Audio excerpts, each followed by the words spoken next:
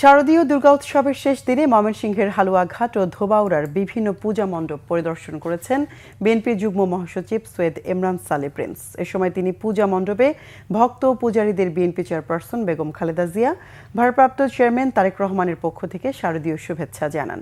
তিনি দুস্থদের মধ্যে পূজার উপহার হিসেবে বস্ত্র বিতরণ ও মণ্ডপ ও মন্দিরে অনুদান দেন। এ সময় সনাতন ধর্মাবলম্বীরা শঙ্খ ঢোল বাজিয়ে উলুধ্বনি দিয়ে তাকে স্বাগত জানান। সনাতন ধর্মাবলম্বীদের উদ্দেশ্যে তিনি বলেন, বিএনপি ধর্ম বর্ণ নির্বিশেষে সকলের দল।